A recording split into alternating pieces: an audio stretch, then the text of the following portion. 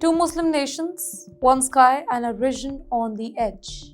As the Iran crisis deepens, something significant is unfolding quietly but very powerfully in the Middle East.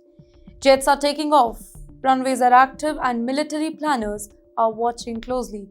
You're watching Times XP. My name is Dhriti Athri, and Pakistan and Saudi Arabia have just joined hands. No, this is not just a routine drill.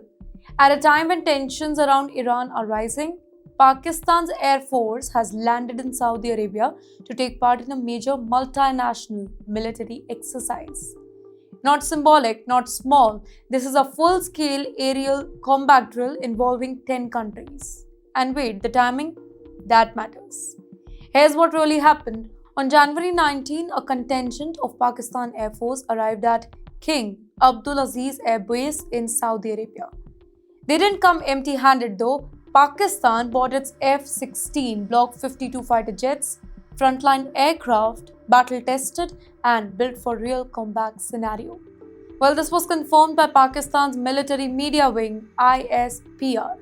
The exercise has a name though and a message too. It is called Spears of Victory 2026. Even the name is sharp, right?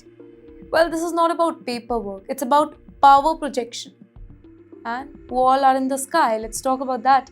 It's not just Pakistan and Saudi Arabia. Joining them are air forces from France, Italy, Greece, Qatar, Bahrain, Jordan, the United Kingdom, even the United States. East is meeting West, NATO is meeting the Gulf, and the Muslim nations stand at the center. Now that makes this particular exercise geopolitically heavy, right? Wait, what are they practicing?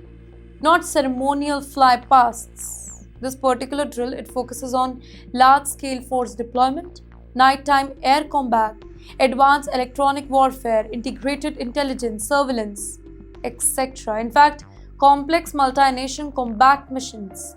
Basically, in simple words, how to fight together in real-world scenario.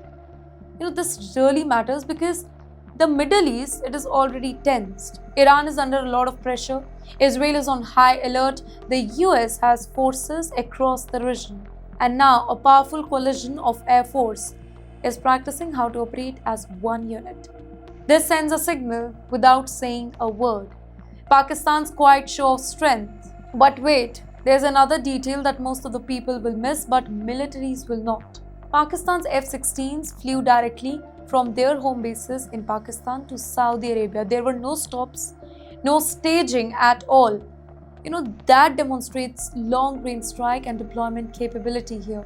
In military language, that means that Pakistan can reach far and fast. ISPR makes it very clear that Pakistan says that the goal is better coordination with partner air forces, stronger interoperability, strong operational understanding, building combat capability for future scenarios. But the timing, that always speaks louder than the statement. Here's a bigger picture.